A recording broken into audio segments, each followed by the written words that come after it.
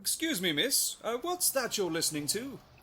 Well, it's a podcast. It's all about this couple from England who are in a lifestyle and they talk about their adventures. So is that child-friendly then, is it? No. They say lots of naughty things and they swear a lot. But would you like to listen?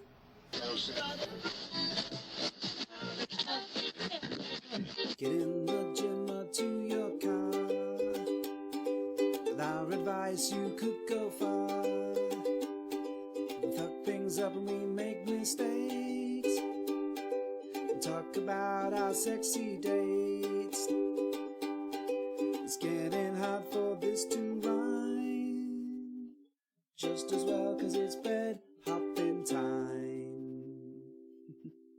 Hello there, welcome to episode 49. My name is Mr. H. And Mrs. H. Hey, we're back again. We are. Yay, we're going to talk about Australia, bitches.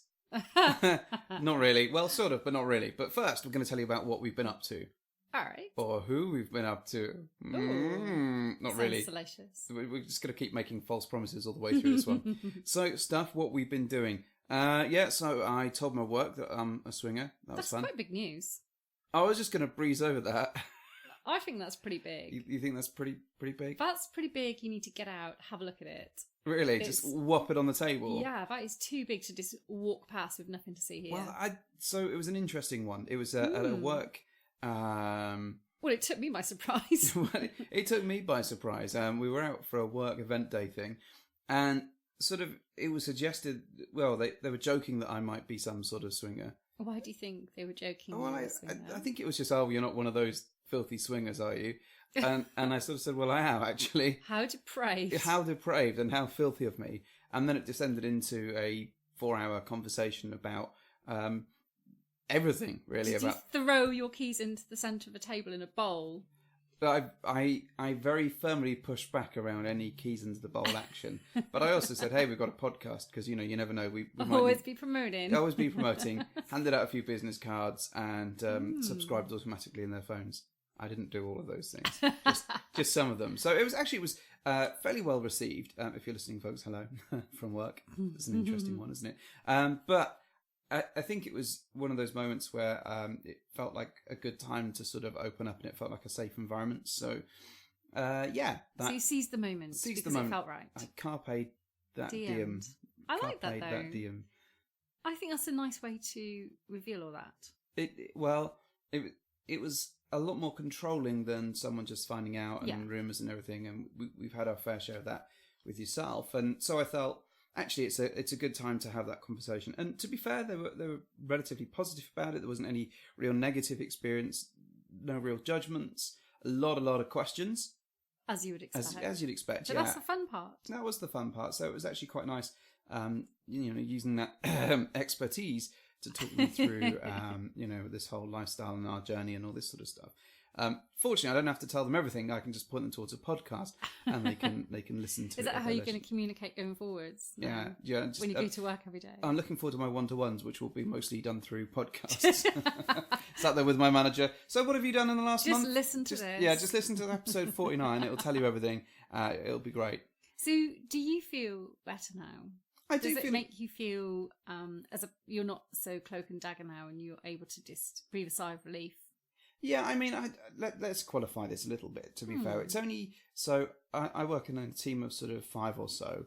Obviously, the work environment there is much bigger than that, but those are my immediate colleagues, and it's those people that I've told. So, I've not come out to all of my work. I've not had a Broadcast parade. it in a work newsletter. Yeah, I've not sent it out in a newsletter. But to be fair, I think it felt like a good step in that direction. I do feel a little bit...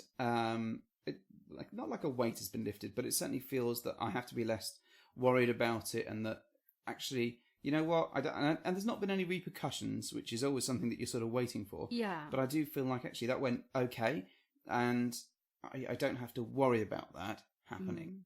So as a result, I feel a little bit lighter. That's nice. Well, also thank you to the exercise that I've been doing. And the huge poop I had this morning, God. I feel much, much lighter. So that happened. So that was this week. Also new this week is I got a new ukulele.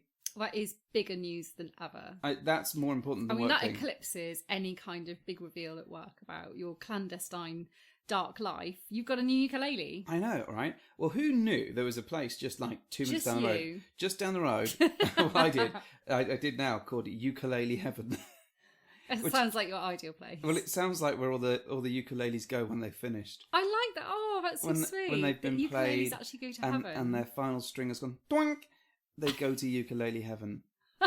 They get put on a little bed and put on the river, and a fiery arrow is shot into their ukulele body. This is some departure. Wow. They ascend to Ukulele Heaven. It sounds like a bit of a Viking funeral. Yeah. Going on. Yeah, Viking burial kind of thing for ukuleles. You treat your ukuleles well. I really do. It was difficult getting there. There was a queue of people looking to burn the ukes, so it's quite a fast like moving the full business. uke burial service, please. Yes, I mean just the crematorium version. I mean, there's not much demand for that. People get very emotionally attached to their ukes. Set fire to it. Exactly that. So that happened. Got a new ukulele. That's fun. That's big news. Yeah. So I've been learning some new songs. Yay, new songs. Yay! I'm so happy about that. I know. I might have to. Yeah, I might have to replay all of our original music because it sounds slightly better. The remastered new uke version. Yeah, it's like the Star Wars Special Edition, really. Yeah, you'll never notice the new effects jammed right in. Oh my God. So, what else have we been up to? We met some listeners. Oh yeah. Oh yes. A few listeners. A few listeners, actually. So we met. Who do we meet? Kitty and the boy who. And the boy who? Kitty Dagger, is it? Yes. Off of Twitter. Off of Twitter. So obviously for celebrities. Yeah, clearly. As we know. Everyone Twitter is a celebrity. Is a celeb, yeah. We met them at the Bristol Social. Ah. So this was very much a meet of two halves. Meeting them, great. Bristol Social, shit.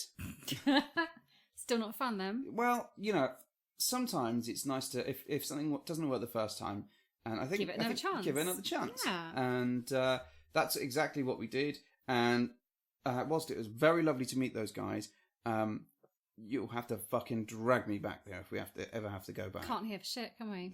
Honestly, it's so noisy, so rammed in there. It's lots of people. Yeah. But I can't have a conversation, which drives me mad. I agree. It's a shame. If I could get by my looks alone.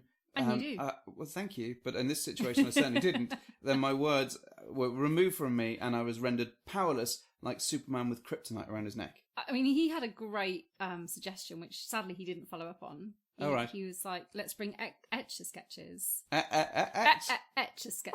Etch-a-sketch, yeah. Or whiteboard. Or set up a kit group and just talk on a kit group. Yeah, over the table. Yeah, that sounds legitimate, I think. Or we could learn semaphore and, see if we can just communicate without having to shout and lose our voices. Yeah, that I don't know how to read semaphore. Well, we'll try and learn it for the next one. I can barely use a metaphor. So we'll maybe next time if we ever go to the Bristol Social again. But it was lovely to meet them. It was very nice to meet them. Who else did we meet? We met some other lovely people that we'd bumped into before. What's their Twitter name? Oh, I thought you meant at the Bristol Social. No, not the Bristol Social. Hello, those people at Bristol Social. We've already talked about them on the show anyway. Oh, we have. Let's not big them up again. No. Yeah, fine. We met a very lovely couple from Twitter called Rick and Rachel. Yes, them. We met them. Hello. Oh, aren't they lovely? They were very nice, weren't they? Yeah, we had a really pleasant evening with them. Yeah, they were cool. It was good to meet them. We're swiftly running out of Bed Hoppers playing cards, though. I'm giving away too many bits of merch. And the first thing that everybody asks me is, do I have glow-in-the-dark stickers? For fuck's sake. So I think... they're all just trying to crawl up your bum. What? Because they've heard you banging on about wanting glow-in-the-dark stickers. I think I'm going to order some glow-in-the-dark stickers tonight. Why can't you get the temporary tattoo stickery things? That would be great. Why don't you get them? You could have a bed hopper tattoo. Why don't you get that? Because I'm not allowed tattoos. A temporary tattoo you could have. Oh. I want a permanent one. No. No, it's not happening. Not yet, anyway. Not yet, so you save us a chance. Good grief. Cool your jets, woman. You wanted a temporary tattoo 8 seconds ago, and now you want a proper one. Well... All right, anyway. Yeah. Fine. So glow-in-the-dark stickers on Mr. H's checklist for later on. Just making some notes here, scribbling down. I shall continue writing my notes. Burn Mr. H's uke. You said you wanted to give it a good send-off. The original... I'll make it a little boat and everything. The original Bed Hoppers uke is still functioning. It just sounds like a toy. That's because it is a toy. Because it is one. Because it is a toy. Okay. So I'll try. I won't burn your uke. Don't burn it. It may come travelling with us. So if it does break, What now? I'll take it on. Agree. Let's take it to Desire. Yay! Everyone will love that. It'll be like a travelling minstrel. What's wrong with that? You will literally be brave. like... So Robin was chickening out and buggering off and all that sort of stuff. Yeah, it'd be fantastic. You'll be our Uncle Travelling Matt. Every morning and every day. Yeah, we can do that. Okay, fine. All right. So we met some listeners. Hello. If we didn't meet you, or if we did meet you and we didn't say hello on this show, we're very sorry. It must have been really forgettable. Sorry. You can't say I that. didn't mean that. That's a terrible thing to say. It isn't true anyway. Because... Please send all complaints to Mrs. H at Bed Hoppers UK, or Bed Hoppers Suck. Fire a burning uke. Yeah, burning uke. So, stuff what happened then. So, told the work, yeah. New uke, yeah. Met some listeners, hello there. And Bristol Social was still shit. Yeah, that's a pretty good roundup. I feel like I've summarised it. Whereas work is still gossiping away about me. Yeah, I know. Yeah. Well, it's me that's spreading those rumours. I'm outside every day, graffitiing the wall. You like didn't have Romans to sing go it to them home. on your uke, though. Singing songs about how your wife's a swinger. She's in the gym and in the car. Oh, brilliant. So, what are we talking about this week? All right. You're going to drive, but fine. I'm going to have my say. You're going to have your say? Yeah. Well, you should have your say. I'm going to have my say. I think this episode is going to focus up on you a little bit. I think Not you, gentle listener, but Mrs. H. I think it's fair to say it's going to expose me a little bit, yes. The spotlight will be on me and perhaps some of the not so great stuff that runs through my head sometimes. Well, I was going to say, if it's about just exposing you, we could put that on Twitter and a fucking million people will show up. Oh, let's have a look at Expose Mrs. H. I don't know why they're from that place, whatever that accent was from. It was good, though. Wow, I only attract northerners. Great. It's not the end of the world. There's some nice northerners out there. You know nothing, Jon Snow. Crow. Anyway, so one of the things that we're really conscious of is over the last couple of episodes, we've talked about our Australian adventures and our Singaporean adventures as well. Our travel blog. Our travel blog. And we're really conscious that we've been doing nothing but... waxing lyrical about all the positive things. Yes. Because obviously there were lots of very positive things. Yes, obviously there were.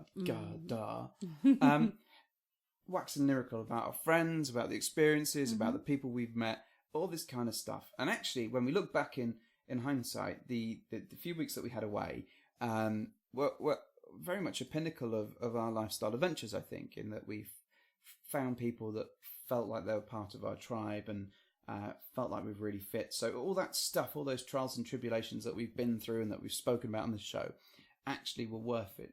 Worth it, mate. Innit? Wicked. Because your mates are much fitter. Yeah, that's right. I've been hanging around with you for today, isn't it? So with that in mind, though, there was also a couple of moments through that holiday where there was a bit of a bump in the road, I think it's fair to say. Yeah. And we didn't want to cover that when we were being extremely nice about everything because it just didn't seem to fit. It doesn't fit in that headspace. No, it doesn't really. And the things that we went through, I think we need to do them justice and give them a separate expose. Yeah, I mean, you keep saying expose like it's some sort of newspaper sort of red-topped page 3 extravaganza, but the reality of it is that we're going to talk about a couple of things that happened and some of the emotional reactions to that and how we dealt with that. Yeah, because as we've said before, to err is human and we don't always get things 100% right. Well, it's in our theme song. About gyms and cars or something. But this isn't about fucking things up and making mistakes. This is more about things don't always go quite as you think they're going to go. It doesn't mean you've done something wrong. No, that's very true. And it doesn't mean other people have done anything wrong either. It just means you've reacted to something in a way that you weren't expecting. This is very, very true. So there were two, I'm going to call them bumps in the road. You can call them bumps. 2 bumps? My humps. My lovely lady humps. 2 bumps, 1 cup? You may call them humps or bumps. Humps and bumps? Yeah. Okay, so the first bump actually happened relatively early on. Yes, within the first half of holiday. Yes. What happened? Oh, okay. Straight out, rip the plaster off. What Well, happened? Okay, yeah. So I think there were a couple of things that led up to this moment. Okay, so the first thing that led up to this thing happening, so in a way it should not have been a great surprise, is I probably went away on holiday not feeling 100% about how I felt and looked. Okay. Fair? Just Well, to you give that always a little feel bit of great to me, context. Thank and you. you always look great to me.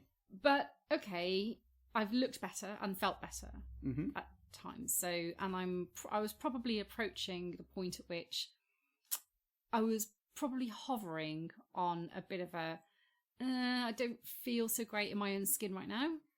And what It wasn't specifically was terrible. that? Is that your club foot or your? Yeah, that club foot is pretty bad. Apologies if anyone And doesn't my have a club foot out there. humpback. Your humpback, yeah. No, I think it's all right. So my relationship with food and dieting and what have you, like many other women, I'm sure, and men, probably they struggle a little bit here and there. Mm-hmm. So I feel like I'm waging a constant battle sometimes on I use food as a reward, I use it as a punishment, I use it as nourishment, obviously, but you know, my relationship is not always great, and I'm constantly either battling being a little bit too chunky, Mm-hmm. or I'm in a zone where I'm like, I'm going to eat everything, all the food, because I'm either unhappy or really happy. So that's pretty much where I am with food and dieting. I'm always doing something to try and either get a bit thinner or look happier or look better, because I never want to be the weakest link in all our adventures, and I want to look good for you. Sorry, you've got a long way to go to be the weakest link. Don't worry about it. But at the heart of all that, I want to look nice for you. I want you to kind of look at me and go, this is my wife, she's hot. She, you know, and I don't want to be kind of letting you down and letting myself down by not working hard at keeping that going. So safe to say then, with that in mind, we went to Singapore and Australia, and you were already in a state of mind where you were on the awesome. edge Yeah. of not feeling great about Correct. yourself. I think is the nicest way. Yeah, of putting it. I wasn't awful, but I was like, I probably should have done better. Done better. Okay. But then at the same time, I was of the ilk that I was a bit knackered. I was looking forward to a break. I was looking for a holiday, and I was actually looking forward to just going off and eating and drinking what I wanted for 3 or 4 weeks. Mm. So that willpower kind of went out the window for me. It's interesting though, isn't it? Because when we went to Desire, I think we went full throttle with trying to look as good as we can and trying to watch the diet and the calories and all that sort of stuff. Because we were wandering around for a week with no clothes on. So is that what we needed in Australia? Was a week with no clothes? Well, we were seeing people we'd seen before, so it took the pressure off a little bit, I think, because we'd already met some of these people a number of times and felt comfortable around them. And that level of complacency probably wasn't great, because that's the point at which you stop caring a bit, and that's the point at which is not great for me. No, that's true. So that's the context around the build up to what happened next. Okay. Fair? Okay, fair. All right. So bearing all that in mind, I'm now there on holiday, enjoying myself, but painfully aware that those kind of underlying worries were not going away. In fact, they were compounded by the fact that I was surrounded by some really lovely people, like physically lovely looking people. Mm-hmm.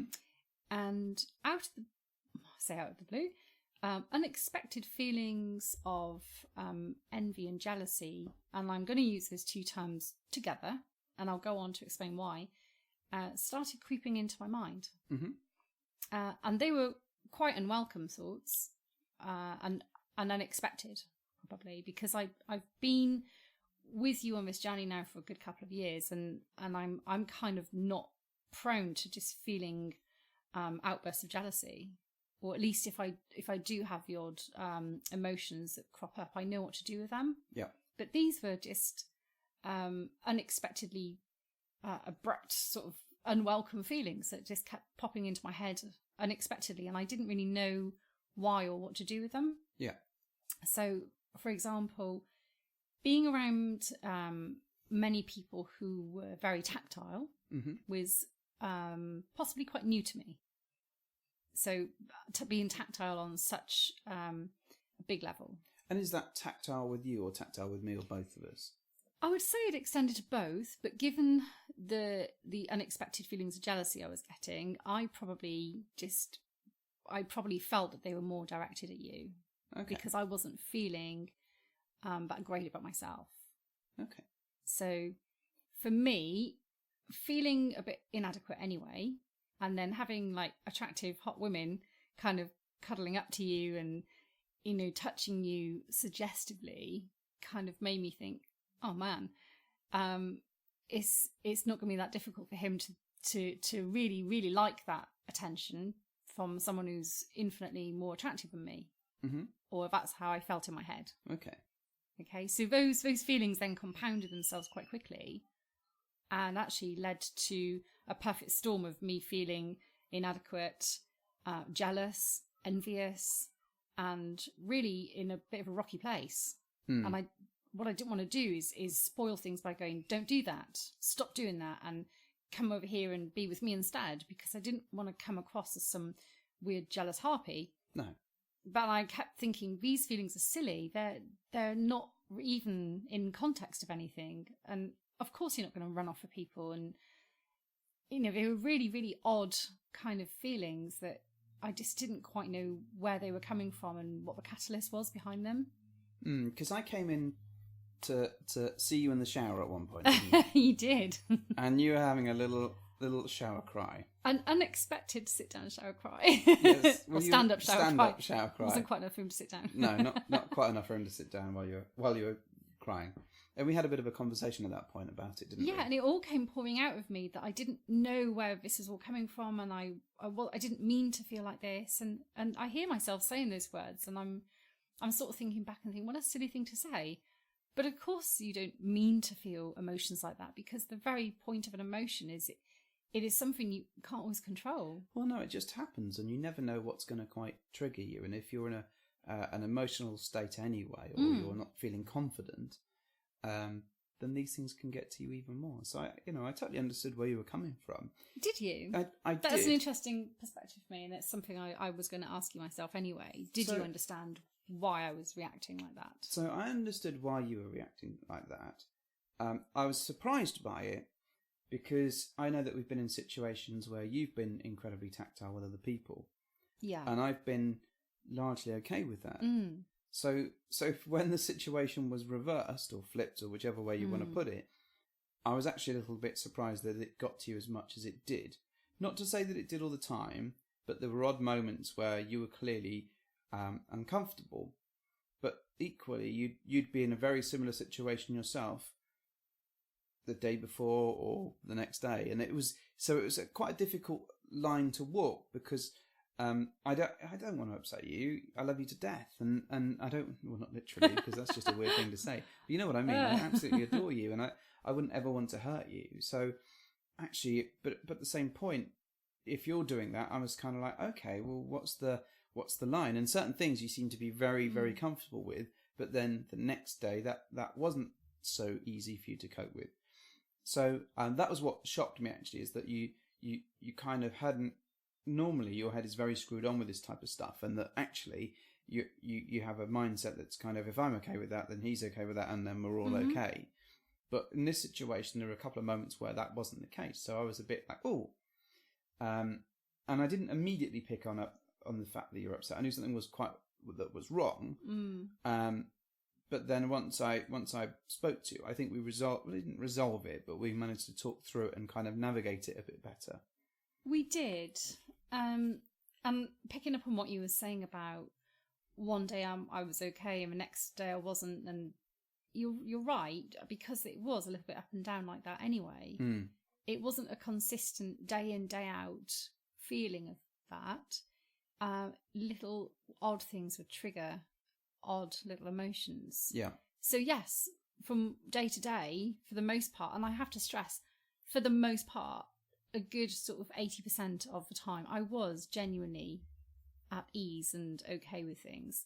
But I think the majority of the difficult emotions arose because the more unhappy I felt with the way I looked, the more I would eat, and the worse that problem would get. And I would perpetuate my own cycle of self-loathing, which sounds a bit dramatic, but actually that's what I was doing. I was feeding my own problem. Well, I think there was also a level of drink involved, and I think Oh yeah, of course. there was very rarely a moment on holiday where drink wasn't involved, which is something that we're not quite used to, not to that level. And I think that doesn't help. So it does let your mind wander a lot more, and it does naturally send you down some dark paths sometimes. Well, yes, because I mean, it can be a great leveler, and it can be a great kind of way of helping you get over inhibitions, which is awesome. But at the same time, if you're not feeling great, then it is a depressive, and it can act against you in exactly the same way. So all your little inadequacies and all your little worries about yourself are compounded. And you're right, the drink just makes it worse. So going back to what you were saying, yes, there were days when I was absolutely fine, and I kept reassuring myself and going, oh no, it's fine, we're fine, all is well, there's nothing to worry about. And then it would creep back in, and suddenly there would be something little that would just tip me back over into that kind of place of concern. And I would catch a glimpse of myself in a mirror, and I would recoil actually at what I saw. Really? And yes, I would.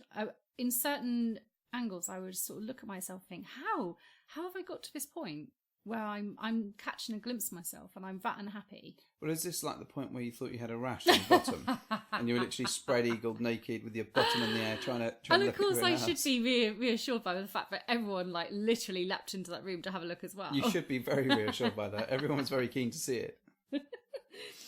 But one of the things I wanted to say, though, about this, and I said at the beginning that I felt both jealousy and both envy. Mm-hmm. And I think that when I've reflected back on that, that's quite interesting.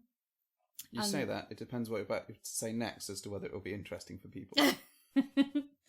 So I think I was envious of something that someone else had that I think in my head I feel would have made me better. Okay. So you might be envious of someone who has something, and you think, well, my life would be better if I had that. Yeah. So there was my envy. I was envious of one of these lovely ladies, nice figure or bigger boobs or flatter tummy, and that I kind of honed in on going, if I had that flat tummy, if I had those perky boobs, I would then be better in some way, and I would have that confidence that came with that. This is like when I really wanted Dolby Atmos for the front room. That I knew that my life would be better and so much more enhanced if I had that Maybe. immersive sound. I was coveting something really that I felt I could use my advantage, and that's not a pleasant sensation or emotion to have. No. And when I had it, I felt really, really unhappy and shocked and worried that those levels of emotion were kind of running through me. Yeah. However, then what happened is that all dovetailed a little bit with the jealousy aspect, because what I then did was turn that coveting and that envy piece into, well, this now poses a threat to what I have. And that was where it tipped me into that not so great place. Because at that point, the point of envy and the thing that I coveted that I thought would make me feel better then translated into, this is now going to threaten what I have. This is going to threaten my bubble with you. Which is ridiculous. Of course it is. Well, it's not ridiculous because it's your own thought process and it's in your head. And I understand where you're coming from to have got there. The notion of me running away from you is, of course, ridiculous. But emotions don't always make sense logically. I don't run anywhere. Well, and there's the problem. Maybe I should have run.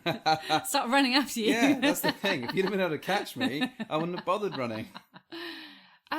So I think actually it's okay to have these emotions as long as you kind of acknowledge that they're going to happen occasionally, but it's what you do with them when they do crop up. Sometimes you might not be able to stop, being a bit envious or jealous of something, but what you do next is then quite key, isn't it? It really is, and I think we managed to have the conversation quite early on about what was going on in your head. Yeah, and that really, really, really helped because it made me then realise that I wasn't alone. with that. And No. you were very perceptive, and you picked up, and you gave me what I needed, really, which was A lot of dick.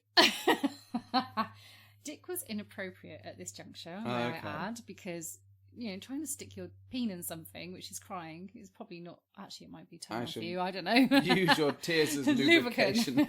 I knew you would. It's not spit. It's all right. Yeah, it's fine. Salty lube. Well, we did have a few conversations throughout the course of our time away. And, Yeah. this it wasn't a recurring theme per se, but it was something that we talked about a couple of times, and I think I had to be very mindful about what I was doing, which as a result, actually, I was quite cautious about how I interacted with people from that point forwards. Not to say that it ruined our holiday or anything like that, and dramatically changed things, but it was something that I was very, very mindful of. So I was always kind of had that in the back of my head. I mean, sometimes you can remedy these things as simply as just an extra hug. Yeah. Just if you But notice I that, gave just all these popping women over. all of these extra hugs. You and kept it giving just- them extra hugs. I know, and it didn't help you in the slightest. It was terrible. So, I mean, just even, coming over and give me a kiss Yeah. would then make me feel like centre of your world again. Mm-hmm. And that was really important. And that's dry really humping all I you needed. in the middle of the shopping. Yeah, shopping mall. that really helped everyone else, I'm sure. Finger banging you just Yeah. at every available opportunity. Yeah. I'm just making you feel centre of my universe again. I'm just Brilliant, trying to find the thanks. centre. It's about 3 knuckles in. Oh, well, that's what we say, isn't it? That's what they say. I don't think anyone's ever said that. Oh, I don't know. I think someone has said to me the measure of how far in you go is maybe just a couple of knuckles. Okay, fine. Yeah, it's gone slightly weird now. Slightly different I'm conversation. not sure One how for we'll another bring it back. episode, Yeah, maybe. perhaps. How many knuckles do you like? Right to the bed hoppers. So we had that bump in the road, and we talked about that, and we sort of resolved it throughout the holiday, I think. And Oh, absolutely. I mean, we had to. Well, yeah, we And did that- really. But that's what we do so well. We Well, talk. Just about have an issue and things. then talk about it endlessly. Look, issues are inevitable, and actually, in this lifestyle, if your foundation isn't solid, then you're going to get loads of them. Well, I think what I liked about this situation was the fact that we did talk about it pretty quickly. We did recognise that there was a problem. I think we got to the root of what it was Yeah. fairly quickly, and I think we did adjust our behaviour. Now, that wasn't a perfect solution, and there were bumps that happened from that, and there were odd moments. But actually, in the grand scheme of things, it wasn't left to fester. It wasn't left to go to a dark place. It was very open and very honest. So I think that kind of helped us. That wasn't the only sort of bump that we had, though. Go on. Go on. Go on. Please, Mr. H, do explore with your words. Use your eloquence. So, well, we had a second bump in the road, really, because I think there were two. All right. Two moments throughout the course of this. And I think this second one was probably a lot more drunk fueled or drink fueled. Oh, the demon drink. The demon drink, who It's was your blessing and a friend for so curse. long, and then But switched abandoned up- me cruelly and turned me into a hot mess. It did abandon you quite rapidly on Hoist this. for my own petard. Yeah, and I think this sort of stemmed from the fact that actually myself and this lady have we exchange a lot of messages. We chat quite a lot. We share a lot of the same ideas. There's quite a relationship there, I agree. and I think you extrapolated that word and knocked it out of the park, and then got someone to post it to the other side of the world. So, Are you saying I overreacted? yes, I'm saying that you had an utter moment where you thought that I was going to run off with people. You were 100% certain that I was going to run away That with you somebody. were going to fall in love with someone. You were certain that I was already in love, and that they were most definitely, without a shadow of a doubt, in love with me. Yeah, I did. This is the ramblings of a drunken Mrs. H, though, and I have to course. quantify this. that this was on top of a lot of drink on one particular Yeah, night. it's important to factor that in. And And actually, you felt that I was going to run away with this person. Yeah, and again, a lot of this, I think, did stem from me feeling like I was approaching a bit of a body crisis. Mm. I do agree that this body crisis probably underpinned quite a lot of these emotions. It, overpinned me because I wasn't able to get up at all. Fuck off.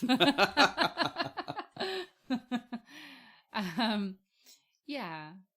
And yeah, I think it did, because I felt really uncomfortable in my own skin, and that's not like me. Yeah, I'd agree. I think you did have a few moments where it was quite clear that you weren't that happy with the way that you every looked. time I looked at anyone else, I was just like, they're so much better than me, and they're so much thinner than me, and it ended up becoming this vendetta of like nothing was going to be better until I managed to lose some weight, which is not a great healthy approach to have, but it is what it is. It's not, but if that's how you feel about yourself, then you do have to work that out in your own head. And exactly that. There's nothing that anyone else can do or say that's going to change your mind if that's what's sort of bred there, and that's the You're conclusion absolutely that right. you've come to. It's just there in your head, and all you can do really is vow to do something about it. Yeah, you were. It was difficult though as well because you were, shall we say, mildly inebriated. Hammered then. Well, yeah, you couldn't be reasoned with, you couldn't be spoken to, and you wouldn't listen to any level of sanity. You were just absolutely in this moment of everything is going wrong, and Mr. H is going to wander off with this person, and they're going to start a new life together. And that's yet to happen.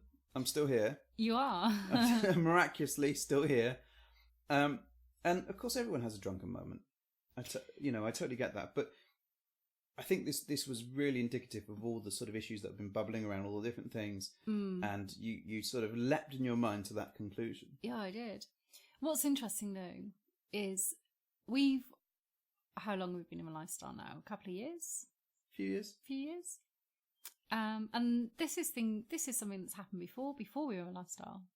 Me getting a bit too drunk and then thinking that you're going to run off with someone. That's true, actually. So what I'm trying to point out is this is not necessarily a negative sort of pointing out the lifestyle will do this to you. It's not. Sometimes it is just a combination of, emotions running high, too much booze, someone, looking at your husband the wrong way, and that can all just, again, perpetuate and become something bigger than it is. So it's not necessarily an indictment that the lifestyle will generate these feelings. And it's certainly not enough for us to say, right, that's it, we're canning the lifestyle, we're not going to do this anymore. It's not. I'm just trying to point that out. It's more, these issues I need to work out myself. Well, I think what's really interesting about this is that I don't think this was anything that anybody else did. No, absolutely not. Whilst there were behaviours that were not what we were used to necessarily, I don't think they were wrong at all. I think it was just a case of how we approached them and how we reacted to them, and how some of those things got under our skin and caused us to react in a certain way. And that particular night was very difficult because, of course, you were drunkenly inconsolable. Yeah. And Mrs. H, when she's at that level of drunkenness, is not a good space. So no, there's no reasoning with it. No, and a number of people tried to help that situation, and really, until the next day, there was no way we were going to get anywhere with those conversations. I agree. Sometimes you just got to just put it to bed and leave it alone. Yeah, but once we got to sober you, it was much easier, and our sort of progress around that area was much better as well. Yeah. So I think we had those moments and we talked them through, and actually we kind of overall the holidays were absolutely fantastic, but in our heads we're also very conscious that those things happened. Yeah. So we came back from Oz, and actually we've gone straight back into getting back into the gym, doing lots of exercise, eating healthily, trying to because what we also found is when you don't eat very healthily, actually it causes a lot of problems for you. Yeah, I mean, as much as anything else, it's not even a mad thing that goes around my head. This is a health thing. I need to be healthier. I feel better when I'm healthier, and I let myself get to a point where my health was not my priority. And that's, for a number of reasons, both physical and mental, that's not good. Not good space to be in. That's true. And it's interesting because a couple of people have said to me, well, you shouldn't let people tell you to lose weight and change the way you look if this is at the root of all these issues. People in work have said this to me recently, and I've been quick to point out it doesn't matter if I'm not doing it because someone's told me to. I'm not doing it because you've looked at me and recoiled or anything. It's I need to do this to feel better. Does the recoiling not help? It doesn't help. Pointing and laughing doesn't help either. No, it's a state of mind. Of course it is. I got myself into this position, and only I can kind of sort it out by eating less and exercising and being healthy. Should I stop putting 6 spoonfuls of sugar into I your knew coffee? it. Bloody knew it. You're force feeding me sugar when I'm asleep, aren't you? Fourth feeding you. You're the fourth. Like that Look. episode of Malcolm in the Middle years ago where he's like putting sugar into whatever her food secretly because he wants to feed her up. Yeah, that's exactly what I've been doing. It's I definitely that. knew it. I know. I'm such a terrible, terrible human being. So we've kind of come to the conclusion that really we both need to get back into the swing of things, from a health and from a fitness perspective. So since we've been back, we've been going to the gym much more frequently. We've been Eating more healthily. much more healthily, drinking much less than That we wasn't difficult. No, in fact, sort of one weekend's worth of drinking is still less than one day's worth I as to know. what we were doing in Oz. So I think there is that very real difference in kind of our approach. And the good news is it's already starting to make a difference. It is. It really is. And I think the other thing is that because we are just us together, we're not with other people all the time constantly. No. There's much more chance for us to have those conversations and to talk through all this different stuff. So, we're overall much more healthy in that regard as well. And I think that's made a huge difference to how we are with each other. Yeah, and we've had lots of time to reconnect and, get back to where we were. Oh, so we've just been having lots of sex, really. That's pretty much what we're saying. He says, showing off now. I've had it at least once since we got back. It's amazing. Oh my God. A whole 1 time's worth of sex. Lasted for 6 days. Perfect. I'm a bit tired now. I don't know, we had to play your uke all the way through, but fine. Well, it was the fact that I had to go to the shop to uke heaven while still humping you and still trying to pick out the uke from the many hundreds that they had there. So, I think in summary on that whole thing, what we would say is if you're in the lifestyle and you have those moments, is to really try and be mindful of your partner and to be there and support them and be quick to have those conversations and to make sure that you're okay. Yeah, and just reassure really each other that you're in this together for the right reasons, and it's not an equal balance, I think, of affection. I mean, even if your partner is definitely the weakest link, it's really important. Really? Yeah. The weakest sausage link. There were sausages involved, you'd be a winner. Or a wiener. But no, it's really important to check in, to make sure you're okay. And if you do have a bump in the road, to make sure that you try and figure out what the cause of that was, and to have that conversation to either avoid it or to change your approach about it. Yeah, there's no blame or pointing fingers here. It really was just a conversation needed, and a bit of reassurance that you still love me. Oh, this is awkward. I totally love you. I do you. Do you? So anything else you'd add on that topic, Mrs. H? No, I think I've bared my soul enough. Well, you bared your ass enough. Well, yeah, but it didn't stop me getting naked, did it? So it really didn't stop you getting naked. No, I agree. It didn't stop me getting naked. And I think what's also really interesting is actually throughout the course of that holiday, lots of people said how wonderful you looked, that you looked hot, that you were sexy, that they wanted to play with you, that they did play with you. So I know all these things, but if you're not right in your own head, you don't, exactly that. You have to love yourself before other people can even get close. I love watching you love yourself. onanism. No, it's true. It's not even trying to be cheesy or anything, and crack out some like well quote or anything. It's more just you need to look at yourself and be happy. Yeah. With what you always happy as you, and know that you've done the best that you can. Yeah, I think that's fair. Not perfect, not looking to be a supermodel, but I want to at least know that I've tried to look as good as I do. Good. Yeah. Right, now go to the gym and give me 20. Oh my god. So, what have we got coming up? What have we got? We've got We have lots. got a shed load of stuff. So that's why we've got to get back into the gym again. Right, in the and next you 10 know minutes. what? I feel really excited by all that because I'm looking forward to all of these things coming up, and I want to look awesome. Fantastic. I want to fit into the bloody honey badette underwear you bought me. Well, nothing like a challenge. dear. Exactly that, and that was a challenge. So we have got. Well, actually, the next episode is. A fanfare and a load of travelling minstrels. It's episode 50. I know. Yeah, It's a big one, isn't it? 50 fucking episodes Of this. This. This. Yeah, I'm sure by then we'll have sort of gone through some other crisis that we've had to talk about. No. Or I'll be gushing for another 45 minutes about some more friends that we've met. Yeah, No? that's fair. Little column A, little column B. But, Yeah. please tune in for episode 50. Tune in. Download. It's not old. Please tune in. Now the news. Episode 50 is going to be fun. We don't even know what we're doing yet. It's going to be so much fun. Really? Talk shit for an hour. Okay, well, we've managed to do it for 45 minutes so far. 45, I can't even say it. So episode 50 is coming up. Episode 50, it's amazing. 50 episodes of entertainment from the bed hoppers. Yeah. I really hope you have something better than that up your sleeve than that song. I'm going to do everything in different voices. Everything. Everything. All of these voices that I will be talking in. It's going to be awful. Yeah. For everybody. You're going to hate it. Don't bother, Yeah, actually. all right. Just skip 50 and come back 51. Where we've got some amazing interviews coming up for 51. Oh, yes, we do. Ooh, yes. We're going to be talking about some cool stuff. What we're Some going to cool talk stuff? about? Yeah, some cool stuff. Are we allowed to say what we're going to talk about? Wow. So, right.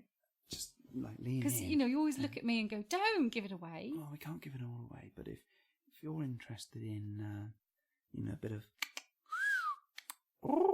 Or, Bird impressions? yes, definitely that. What kind of Bit bird is that? Fine. I was going to be all salacious, but I'm not going to say anything now. Well, you can't leave it hanging like that. I can do whatever I fucking please. Well, I know. Yeah, exactly. Woo-wee! We're going to be talking a bit about hot wifing. Ah. So we're going to have some special guests Yes. on the show, and we're going to play that interview when we get to it, which will be good. Which is not Awesome. now, which is not episode 50, No. but probably episode 51, I think. Okay. Yeah, that'll be cool, right? We are going to the Nottingham Social. It's Yes. a brand new event. I believe you've mentioned them on the Twitter sphere. And on our Twitter sphere. Yes. Yeah. Sphere. Well, so we're going to Nottingham Social. Yes, that's brand new, so we're going to go check it out. Hopefully it's going to be better than the Bristol Social. Boo. Don't be so disparaging. It was a bit like that. It's going to be awesome, I'm Yep. sure. I'm We're sure it's going meet to be some good. lovely people there. There will, well, it certainly looks it so far. We have got a VA visit on the cards, going back to VA, but Because we love it. We do love it. No pressure VA, but it'll be good this time as well. It was good last time. Going some chums. Yeah. So if you're going to VA on this, I don't know actually if they've said that we can say that we're going on this certain Oh, date. shit. I'm getting confused We're now. definitely going to VA at some point. We In just July. can't reveal the date. No, not necessarily July. Why? Because they don't reverse. No, they don't know if they've not said if we can say if they can. Oh, They're going on that date. right. Wow. Okay, so confusing. So we may or may not be going in July. Yes. Cool. Yes, probably, but not likely. But who knows?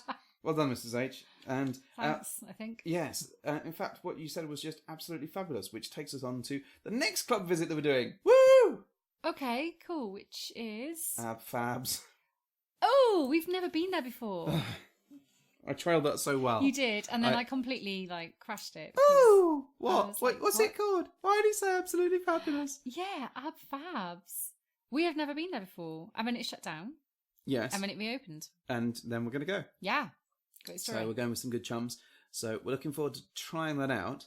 And at some point, probably episode 52 in like 8 months' time or something, Or review it. we'll review it. And we'll let you know how that goes. Yeah, it's Ooh, exciting too. very exciting. So I think that's pretty much it for this round. I think we've done a good 45, 50 minutes or something. Yeah. I don't want to drag it out for too long. No. So, we've talked about some serious shit. And then it went down the hill. I don't know. It's been it's nice to get all that out and talk about the fact that some things aren't always what you think they're going to be. No, they're not. But as long as you work together as a team, united. Teamwork makes the dream work. Oh, fuck off! I can't believe you just said that. Anyway, Mrs. H, if you're not going to spout any other shit, do you want to do the thing?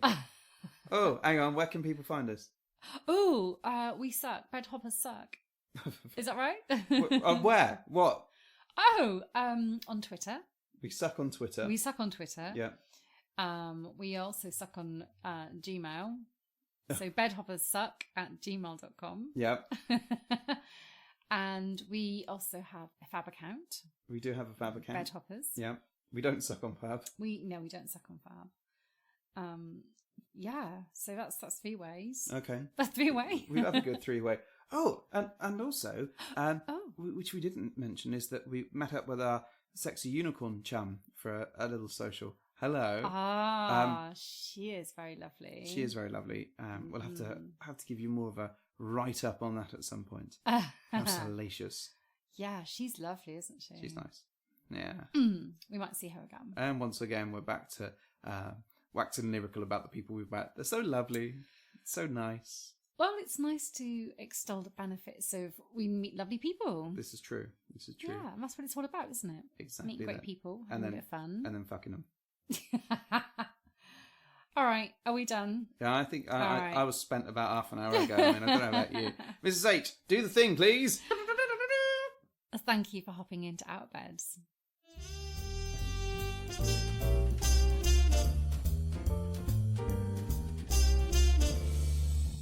So, I went and bought a new ukulele, right? Uh-huh.